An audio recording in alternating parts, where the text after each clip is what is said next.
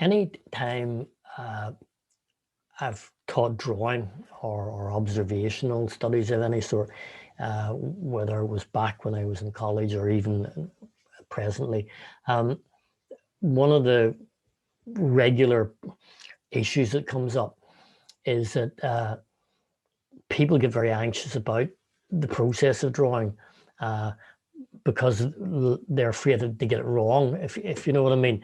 And I mentioned this, I think, in another little video I did, but the fear element. Um, and sometimes if I have a group of people and people are outside, sometimes people get very afraid to even start because they're already thinking, if this doesn't look very good and I might be embarrassed and all of that. And that's all totally natural.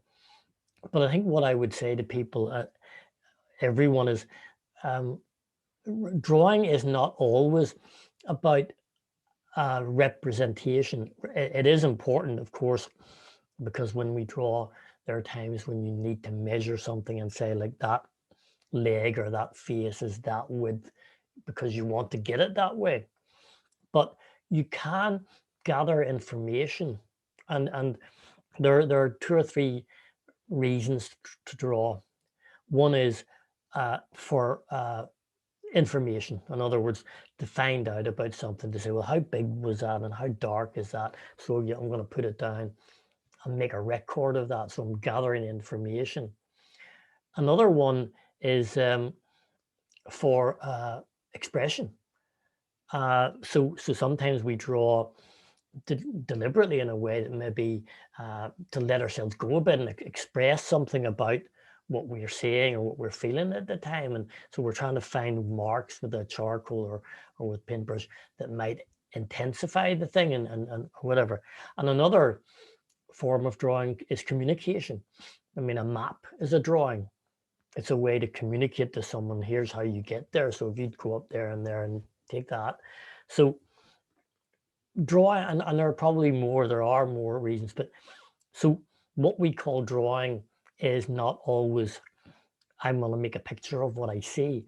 That is, in a lot of cases, certainly of a generation maybe like mine as well, was what were taught in school quite a lot.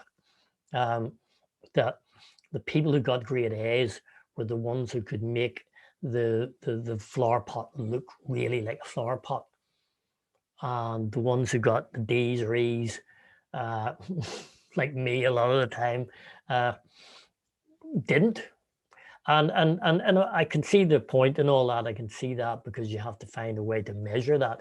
And I was a moderator in an exam board, and we had this dilemma all the time. But there very often, when I went out to mark schools, I found the work of people who had not made the vase spot on, but they had gleaned a lot of information about the vase in other ways and about where it was and how it related to its background. And so it's not always realistic, does not always mean that it's the only way to get information.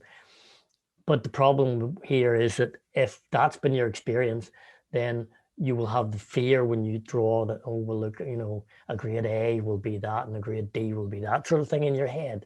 Uh, Whereas what you're there for is to find what can I do on this bit of paper that will remind me and help me to remember what I've seen and help me to make note of certain qualities.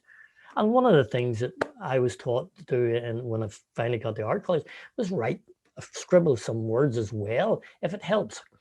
Sometimes if when I painted a lot of landscape, sometimes you're out and the heavens open, the rains poured down, you had to get in, and very quickly you had to decide, what information do I need? And I would scribble words, moving clouds, whatever, quickly, because at least the words were better than nothing. And then when I got inside, I could, from memory, develop it. So you use whatever tools that you have. Now, that's all very well saying that. How do we implement it? Because, you need to take the first step and do that. And that is the difficult one, because, in other words, you're risking that your drawing might not be the perfect vase. So am I going to risk that? And will somebody look at it and laugh at it? And you have to overcome that. Uh, and I'm not sure if there's an easy way to do that other than doing it, because no one sees it. No one has to see what you do. They don't have to see your drawings. This is your private information as an artist. You only show it if you want to show it. Now, I have done this before, and these books and books and books and books of stuff that go back, I don't know how long, in my little studio here. And they're mixture of all sorts. And I know this is hard to do in the camera, but some of them have drawings that are from, you can see the observation, there's trees and things gonna, and there's one here, right? I get it on the camera, this sort of thing. But look at the trees and that, by the way. Look at the squiggles. It was done quite quickly, but I put marks down to represent and say, right, that's, I must remember that was going on here. There's another one there, again, quite quickly.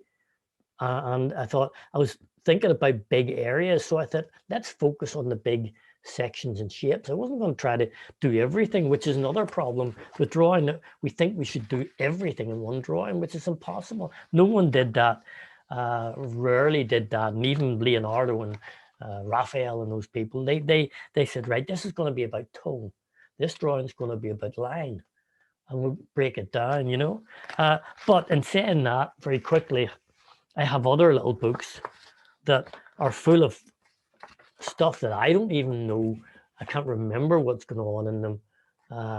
But there's words, a lot of words sometimes as well. Little diagrams working out a composition. Probably very, little line squiggly drawings. Goes on and on and on and on, over and over again, trying to work through things. And all these are drawings. They're drawing for communication for me. They're drawing maybe for expression, and then in amongst them there are the drawing for information, observation as well. So it's all mixed and matched, and I don't think anybody sees these books other than me. They're not meant to.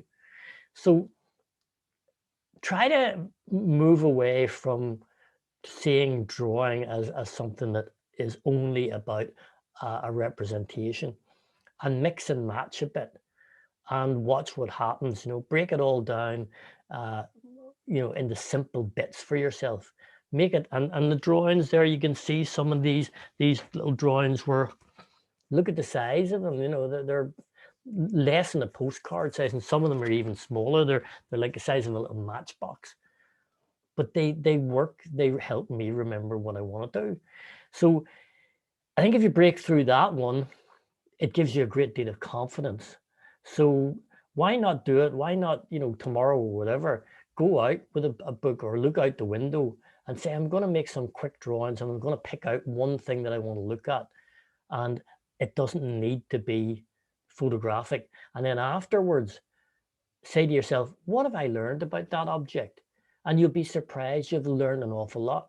Your drawing may look all squiggly, but it has helped you to learn, which is what one of the major purposes, if you like, of drawing is. So try it and see.